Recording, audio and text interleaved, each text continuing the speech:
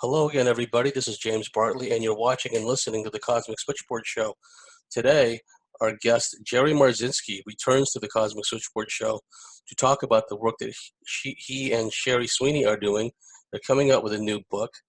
They've been working very hard to get the message out that the intrusive thoughts and voices people are hearing is not a case of schizophrenia. There's a supernatural component involved.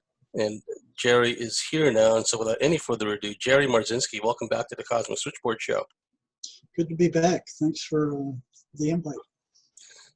Jerry, before we started, you talked about the book that you and Sherry are doing right now, are putting together. Can you give our viewers and listeners an idea of how you're constructing this book and the different themes that you want to put out? Well, we're calling it an amazing journey into the psychotic mind, breaking the spell of the ivory tower. And then we start off by going into the history of psychiatry and medicine, where back in 375 BC, I think it was, Hippocrates came up and said, hey, all illnesses have a physical cause. Prior to that, you had shamanism and all kinds of other different religions. Once that happened, they started finding, cleanliness helps, eating right helps, and the medical establishment started moving down a physical road until about 1911, Kraepelin, the father of psychiatry, found that schizophrenia had a circumscribed set of symptoms. So these symptoms appeared over and over and over again. And he declared, without any research, without anything to substantiate it, that schizophrenia and other mental illnesses also had a physical cause. And that's where things started getting very squirrely. They have never been able to find one. And the history of the treatments they've come up with, electroshock therapy, puke therapy, spinning chairs, forced standing, electrocuting the brain. They were actually injecting syphilis virus into people with schizophrenia for a while because not syphilis, it was the ones the mosquitoes inject, malaria. So they were injecting, I think it was malaria or typhus, into schizophrenics because the fever, when it rose, it would kill this disease, and they thought it might kill schizophrenia. So they would inject that, get a fever going, but it had no effect on the schizophrenia, as well as drilling holes in their head and everything else. And this is, all these barbaric treatments have evolved now to psychiatric drugs, which are toxic. They're poison. They don't cure anything. All they do is suppress the symptoms. Very seldom where they get rid of them. And the psychiatrists are saying you've got to stay on these for the rest of your life. And they're rotting out the parasympathetic nervous system, and they kill brain cells. So they're saying this is the only treatment available. And there are a number of others. Among the ones that Sherry and I have found that actually work to cure this mental illness. And the only person who's written about that was Dr. Ermak in Turkey. And boy, when he even suggested they'd look at alternative treatments, such as what shamans have found and what Sherry and I have found, the establishment just attacked. They were like mad dogs. They not only attacked Dr. Ermak, they attacked the journal. And as long as they keep bucking up a physical tree, they can't conceive of an illness, a mental illness or any illness that has no physical cause and no physical cure. It's just outside of their conceptual ability. And that's what schizophrenia is. It is driven by those voices. And once those voices are gone, all symptoms of schizophrenia leave with them. Interesting also how so many of these barbaric treatments And like you mentioned, drilling a hole and people had to let out the ill humors or vapors or whatever was regarded as causing these problems. How closely those treatments so-called mirror forms of torture and mind control, because a lot of the things that are being done to detainees in places, the sleep deprivation, the uncomfortable postures and positions they're forced to endure for extended periods of time.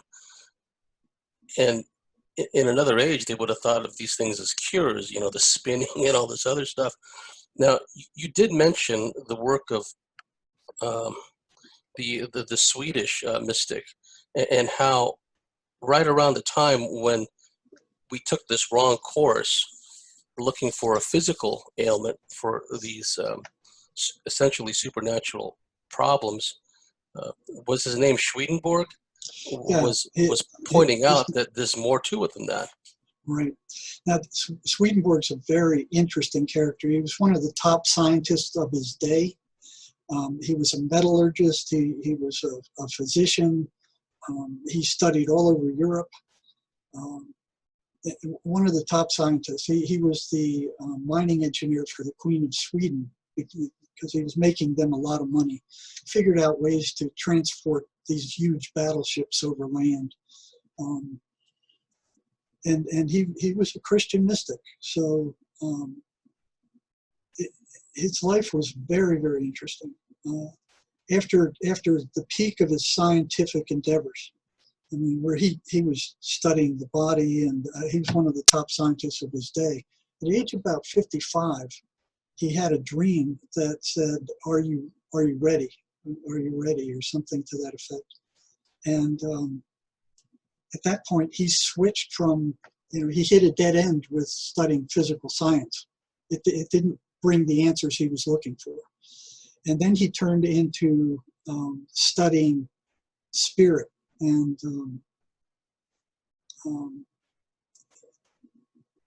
his whole life turned that way. He was given access to all of heaven and hell, and he would go into a trance and he would bring back this information about the people and the beings he spoke to over there. And he just wrote endlessly. He published in Latin because at that time, this information would not have been accepted. And he was a psychic. There was one lady came to him and said, "Listen, my husband has died.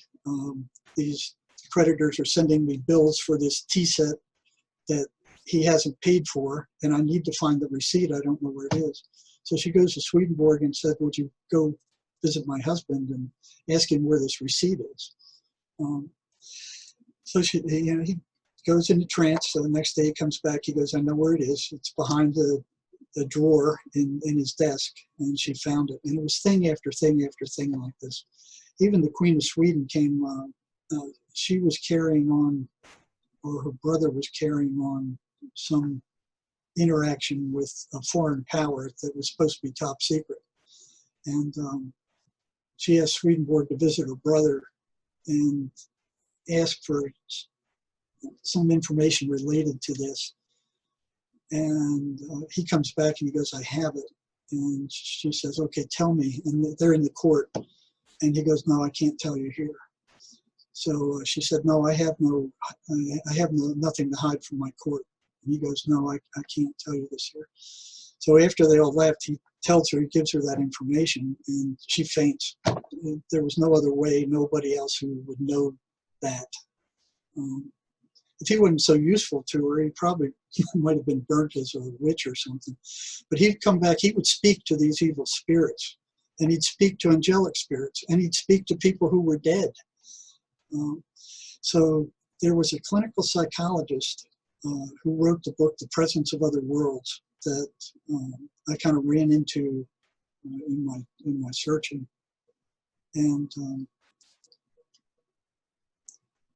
he, unbeknownst to me, while I was at the state hospital, he had already published this book. He was working at a psychiatric hospital, private psychiatric hospital in California. And he was a student of Swedenborg.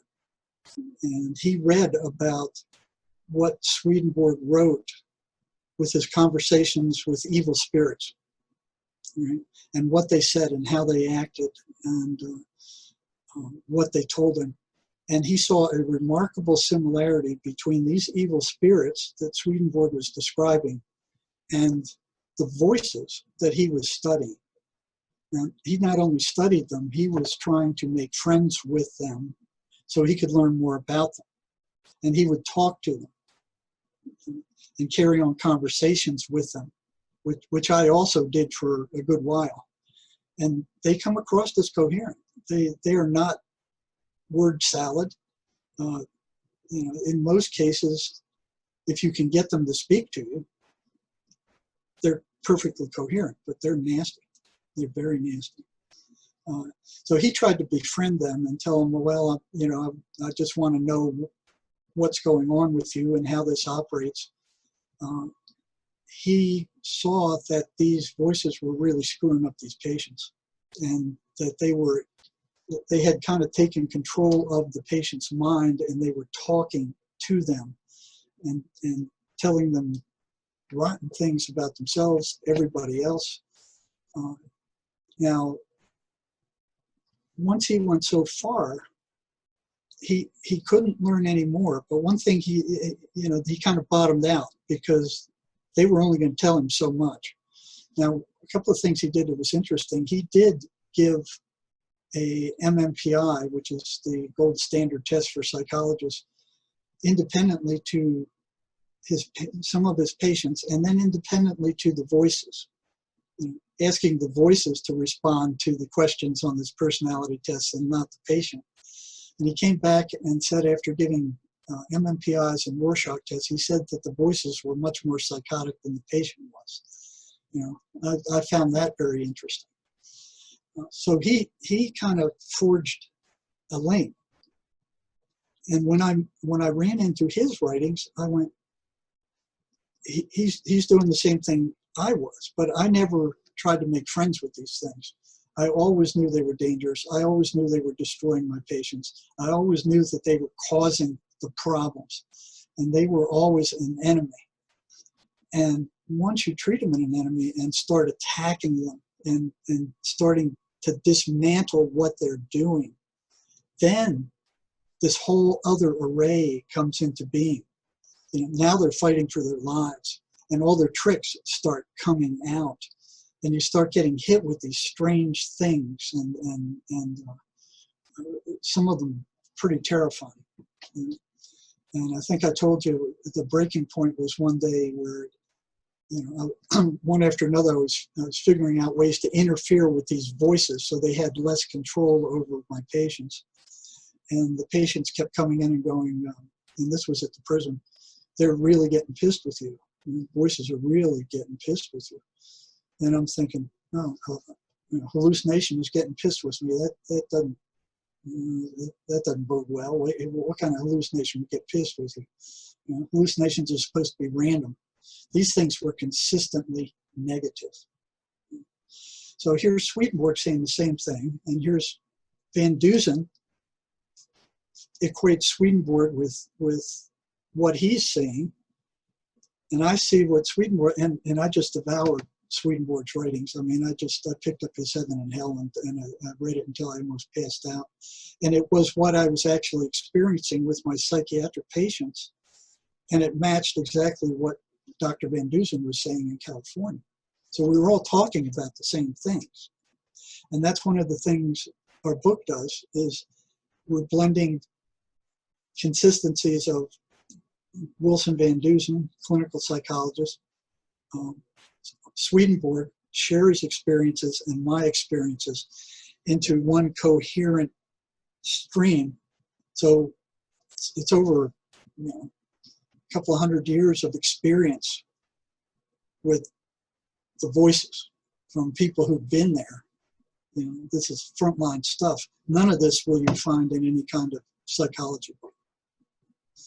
And it talks how they operate, what to expect out of them, and what you can do about them in the state of psychiatry and psychology right now, which are the biggest impediments as long as they keep insisting that the voices are hallucinations and ignoring them, they're never going to get there, because they are not hallucinations. They're very real. You can carry on conversations with them. They affect physical reality. And they can be gotten rid of, and they can be weakened without drugs. You know, these drugs are toxic. They cause, with long-term use, they kill your peripheral nervous system, and they're killing brain cells constantly. Long-term use, they'll turn you into a vegetable. At Central State Hospital, they called it the Thorazine shuffle. These guys kind of, their nervous systems were shot. They just kind of shuffled around. So Heaven and Hell is the book that Emmanuel Swedenborg, that's his defining work, where he talks about both positive and negative spirits. And what Swedenborg says is that no thought that comes into your head belongs to you. It either comes from a positive source or a negative source. And that on this planet, the negative is in control, or has been up until now, and there's a huge battle going on.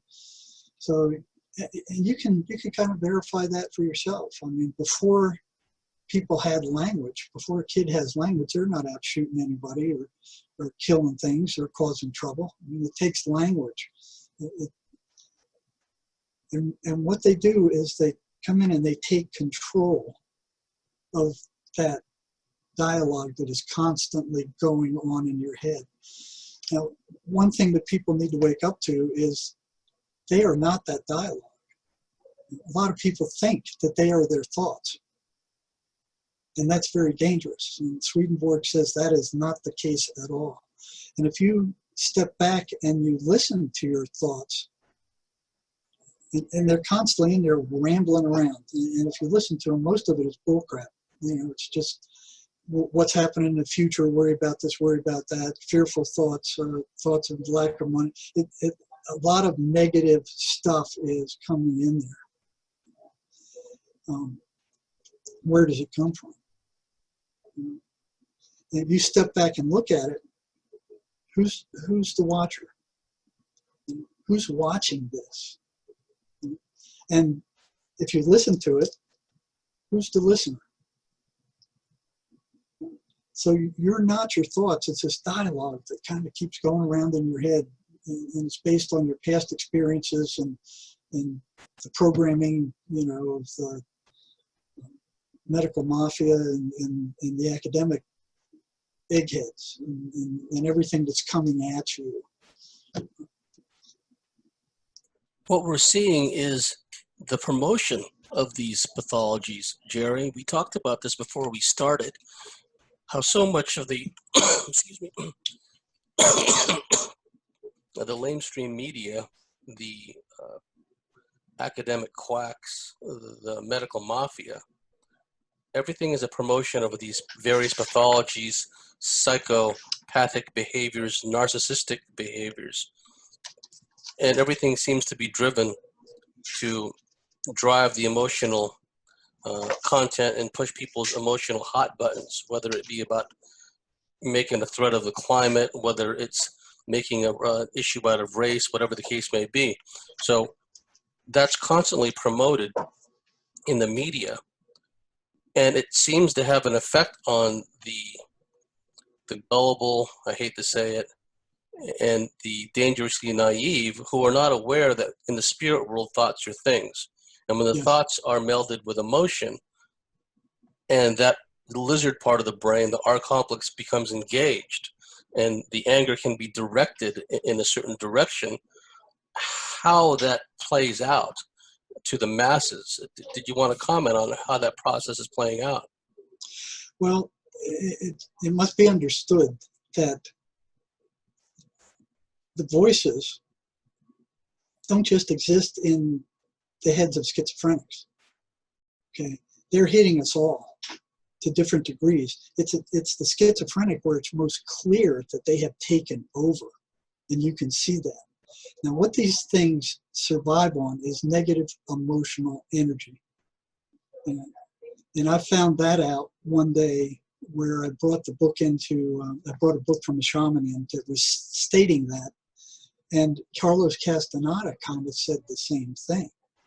And he, if you read his series, he's leading up, but he wouldn't come out to the very end where he said, they give us their minds. And this is what he was talking about. And schizophrenics, they have taken over the minds of these patients. And they are inserting thoughts, constant negative. And you look at it, these thoughts are constantly negative. And they don't study thoughts. In psychiatry, psychology, they're not looking at the thought process. You know, they say, oh, it's a dysfunctional thought, or it's a, what do they call it? Thought disorder. They call it a thought disorder. But do you think they studied the thoughts? No, not once, not at all. And if you try to ask these guys what they're thinking, they jump all over you. You know? So these entities feed on negative emotional energy, and they generate that negative emotional energy by putting negative, fearful thoughts into people's head, mostly centered around fear and death are the two biggies. Poverty is another one. Not knowing what's happening. As long as they can keep injecting these thoughts and generating that negative emotional energy, that's their food.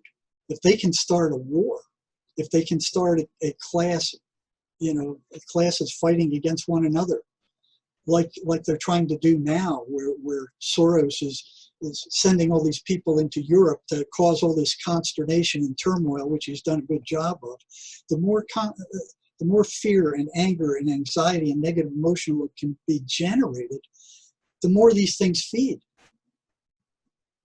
And if they can start a war, that's like a hog's trough for them.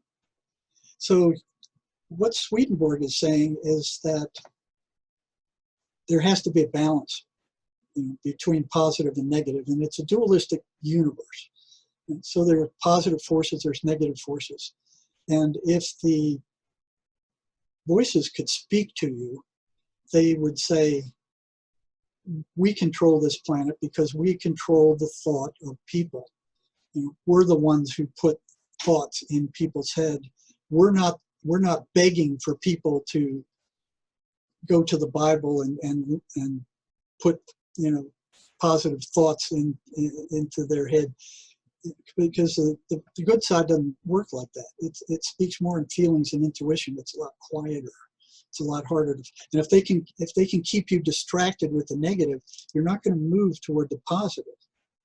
You know, you're going to be fixated on the negative, and then that engenders more negative.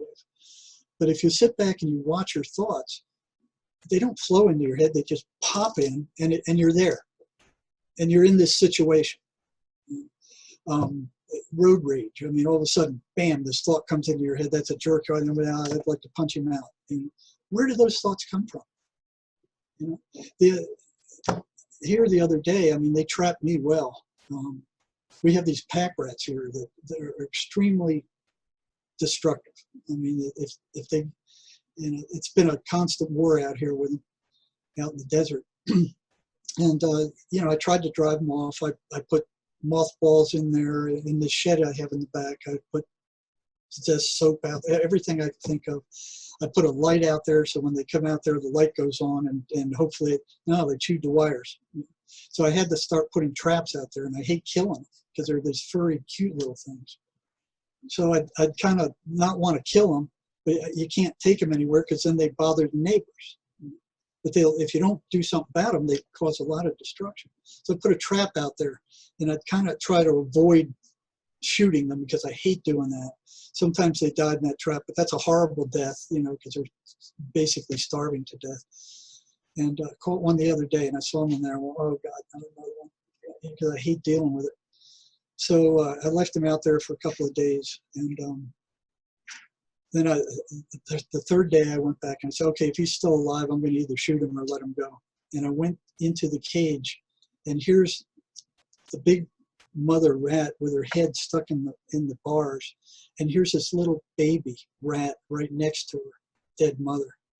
And I looked at that and I was horrified. I was absolutely horrified. It was like, oh, this is, I can't deal with this. This is awful. It's like, now what do I do with the baby? I can't kill the baby, and it was just traumatizing. I mean, it was, and all that day, this thought of that vision kept coming into my head, all day long. It would like pop. Here's this vision of this dead mother rat with her head stuck in the bars, with her last ounce of life giving birth to this baby so it might live. And here's this little baby looking back at me with its dead mother. And I'm like, just, oh my God. All day long. All friggin' day long. And I'm sitting here watching that thought pop in. And then I think, am I putting that thought there? Do I want to experience that thought? No. Is it my intention to be tortured by that thought over and over and over again for who knows how long? No, that's not my intention. So who's putting that thought in my head, and where's it coming from? Because I don't want it. It's not my intention to be there. I don't want to deal with it. It's done and over with, but yet it keeps coming. And I could just see it. These things aren't, for the most part, a visible force. They invade your mind and they insert thoughts, negative thoughts. And then they feed off of the reaction. So if they can get that going with everybody in Europe, with, all these Syrians are coming in and the European countries are being flooded and there's a lot of turmoil and these groups are not going to ever come together, and then China showing off their military weaponry, just keep the fear rolling. As long as they can keep the fear rolling, they're going to keep feeding and they're going to, keep getting stronger and stronger. So there is a supernatural, evil, negative force. Now, I wouldn't say it's evil. I mean, it's part of the way the universe is structured. So what Swedenborg is saying is, okay, you have the positive, you have the negative. You have to have a neutral place in between where you are the one that does the choosing. And you either choose to entertain positive or you start moving toward negative and pay attention to that. Whatever you give your attention to, you're giving energy to. So it's more like a radio station where you tune to a different station and start tuning out the negative. You can be aware of it, but don't be fixated on it. And if you look at the news every night, it's all horrible stuff. It's encouraging the battle that's going on right now that Trump is leading up. There's no doubt he's protected. I mean, John F. Kennedy was assassinated by the deep state for much less than this. We're just seeing this constant promotion of all these pathologies to the point now where these Extinction Rebellion people are jumping up on top of the trains in London and preventing all these commuters from going to work, and it's driving the commuters into a state of frenzy because they actually have to work for a living, right? Whereas these ponces that are up on the trains, someone's funding them. They fit a psych profile of a rage-filled character like you just talked about. In the spirit world, thoughts are things. And before we got started, we also talked about how others, similar kind of running a parallel track to Swedenborg and that psychologist you talked about and your work, how these discussions of the archons and what the Gnostics call the demiurge, this negative, essentially spiritual, pervasive force, has this malign influence on people. And did you want to elaborate on that? Well, yeah, the Gnostics were the first ones to come up with this stuff. They were the first ones to come out and go, yeah, there is an evil force that pervades this planet and rules and runs this planet. And it's been there since the dawn of time. And it doesn't take a physical form. So they describe that. So it's like a pervasive parasitic entity, a negative force, and it generates fear and sorrow and rage and negative emotions. They were onto this long ago. Now, where Christianity, I think, fails is they focus that onto a devil, you know, and like a one entity thing, removed from our own psychic mind, you know, removed from our own life. The devil's out there, you know, you better watch for him. He's here, he's there, he's in drugs, he's in, you know, hanging out with wrong people. The devil's there. The devil is in us, and it's injecting its thoughts in us. So there's always a constant internal battle going on. If you step back and watch it, you'll see it. And what the church has done too is they've inserted all these dogmas, basically fear-based Exactly. creeds, to keep you in line so you don't become corrupted by the devil. Right. Fear. You know, if fear God. You know, if you do this, God will punish you. I mean, that's what these things feed off of, is fear. And here's the church generating this. You know, and the other thing is, like, it's like, okay, the devil isn't here now. He'll get you when you die. You know, when you die, he'll get you. So if you're not good now, he'll get you later. They cover all the bases. Cover all the bases. So it's kind of like, oh, you don't have to worry about the devil now. You just be good now. And then the Catholic Church come along with, what are these things they had? I forgot what they call them, but you pay them a certain amount of money, and they erase all indulgences. Your sins. Indulgences, you know. So I mean, it's insane. It's just it's topsy-turvy. It's not only that you suffer after you die; it's eternal torment, right? Yeah. So yeah. And then they erase the doctrine of reincarnation, which was the norm, you know, through most traditional societies around the world. So they're saying, you got one shot, you original sin-based individual cretin you, and then you're not going to make it. And you ain't going to make it. You So know? you better fear and brace yourself, because you're going to hell. And that fear led to the mass genocide of females of all ages, you know, the witch hunts, which lasted for centuries. Well, it's not just witch hunts. It's the, what do you call it? The insurrection, or the Inquisition. The Inquisition. Look at how many people killed, the wars with the Crusades. And all of that run by the I guess you call them the archons now. You know, these same entities that attack us all. And don't think that they're not getting you all the time. They're getting you all the time. Yes. All the time. And look what's happening also. Like for me, for a long time, as far as major sports are concerned, I only really follow baseball anymore, because basketball and American football, gridiron, are just a pale imitation of what they used to be in the 70s. So, but what I'm seeing also is how this pervasive creep of the archontic negative influence has now pervaded virtually all sports. Where now, you know, these issues with China have come up with the National Basketball Association, where these issues with the National Football League, suddenly they're swamped with all this stuff about you know, issues of racism and race baiting and race divide. So one can't not even tune out this negative world by immersing themselves in sports for 2 hours, because now the sports has it too. So they're gradually limiting our options as far as where we can go to detach ourselves from this. And that's why the mystics of yore always talked about stilling the mind, going within, blocking out the external malign influences, that internal dialogue that Carlos Castaneda talked about. Well, what's tricky about that, and I kind of learned this from the psychotics themselves, is they would try to block out the voices. They do their best, and they try to ignore them. And in the state hospital, you'd see them walking around with headphones blasting music. Now, that did work. It drowned them out. But the harder you push against them, trying to block them out, the harder they push back. And they were totally unsuccessful in ignoring or blocking out these negative thoughts that these entities are putting in their heads.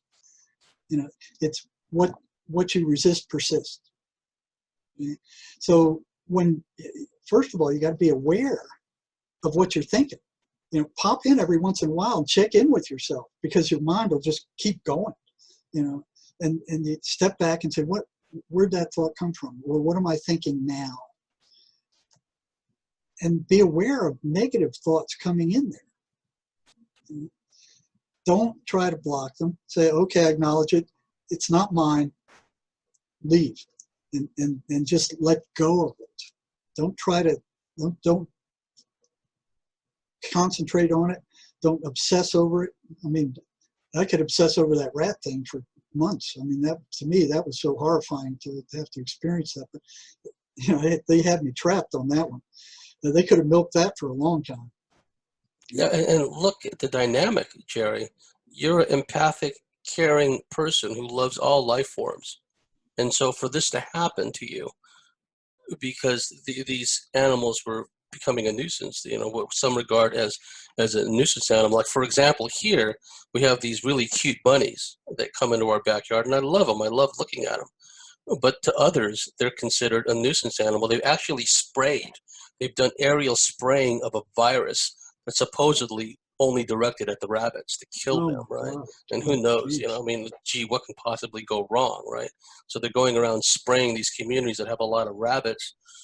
But I love rabbits. I love looking at them. I love watching them chew our grass. And the previous house I lived at, we have these really cute, what they call bush rats here. These are not nuisance animals that live in garbage. These are native to the Australian bush, hence the term bush rats, right? And, we found in our backyard this poisoned bush rat, and it was laying there in its final death throes. And its companion or friend or mate or whatever was tapping it, trying to revive it.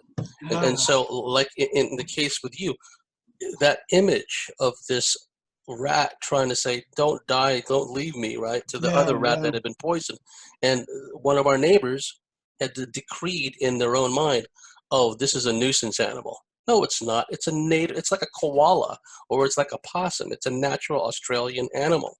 And yet here they are killing it, just like they're spraying all this stuff to get, okay, the bunnies didn't come here, they were brought here. I mean, they weren't original here, they brought them here, but now they're here. You got to deal with them, right? Some people say, oh, they're nuisances, but they're trying to go around and killing them.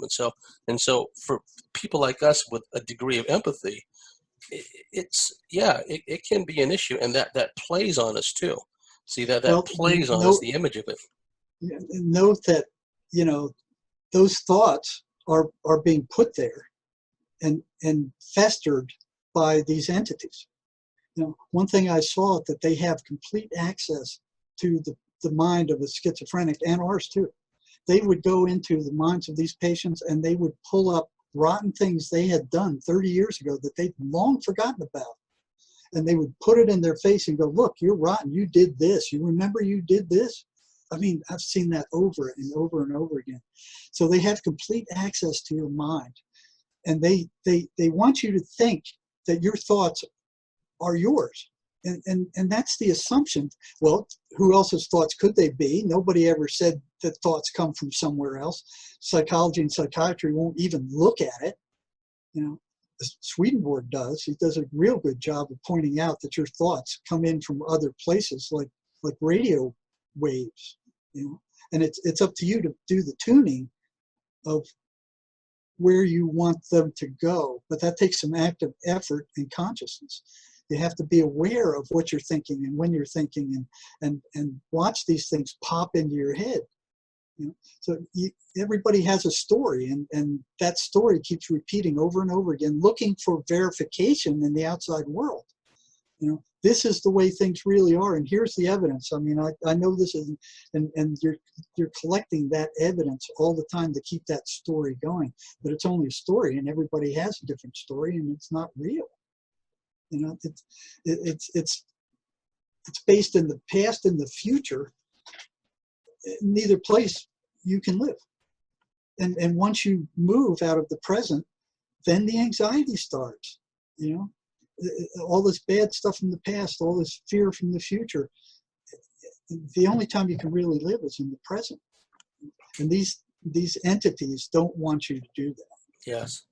They want to distract you. and control your thought processes. The eternal now is where it's at.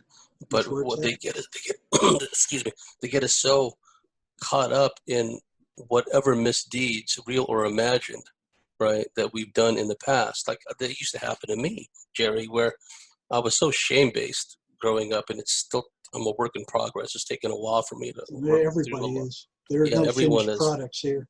That's right. And so, like, you know, a social gathering, a party, whatever the case may be, hours after the fact, days after the fact, I say to myself, did I say something to offend that person? Yeah. Did they?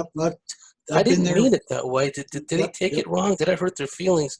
And for days afterwards, I'd be wondering, did I make that person feel poorly about themselves because of, you know, something I said or did and didn't realize what I was doing? And those thoughts would just consume me, Jerry. And meanwhile, these entities are getting a feed at my expense. Exactly. And you'll notice your energy level starts dropping. Yes. You know, you start becoming depressed. Depressed. With the schizophrenics, after the voices hit them, they were so drained that they couldn't even get out of bed. And you go, okay, where did their energy go? They were just laying in bed all night, and they can't get out in the morning. You know, so they're drained time after time after time. And people call that depression, Jerry. Right. And then the psychiatrists say, okay, let's drug it. Let's drug it. That's right. It's all about giving a feed, an emotional feed of these entities. And look how these entities and the system around it that supports it, the media and everything else, promotes these various pathologies. The narcissism, the freeloader mentality, the sense of self-entitlement, the materialism, the feckless, hedonistic attitude which they're promoting, especially amongst the young. On the one hand, they make them really feckless and really hedonistic and narcissistic. On the other hand, they make them obedient, obeisant to authority, right? Because they've removed that critical thinking process and replaced it with reactions, strong emotional reactions to themes that have been promoted, be it the climate, be it fear, be it terrorism, be it war. And so we find ourselves, it's really a spiritual warfare manifesting on the physical plane, Jerry. It sure is. And one of the biggest things they take advantage of is people that are just drifting through life, that have no goal, that have no, you know, they'll just jump in there and go, oh, you don't have a goal? Well, let us give you one. You know, and a lot of those guys end up in prison. You know, they have to have a space in your mind to operate. And if you're a free thinker and you're keeping busy and you're doing something productive and you're not sitting around idle, they have a harder time taking control. Where if you're bored and you're listless and you're just drifting through life and you have no goals and you're not involved in anything productive, they'll just move in there and go, hey, man, this is wide open territory. We'll just kind of move in. Well, nature, and even supernature, if that's a word, abhors a vacuum. It will seek to fill a vacuum. So whatever void we have in our life, which manifests to our consciousness as boredom or lack of something to do, suddenly all these thoughts come in. And what we do subconsciously and probably through the malign influence of these entities, Jerry, is we overcompensate, whether it's through self-medication, like prescription or illicit drug use, substance abuse of one form or another, pornography, whatever the case may be. There's always something of an archontic nature to fill the void, so we can have our needs met at some level, right?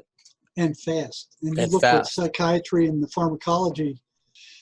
Well, you've been listening to our guest, Jerry Marzinsky, talk about Emmanuel Swedenborg and how Swedenborg was pointing out these spiritual, supernatural issues related to our minds way back when.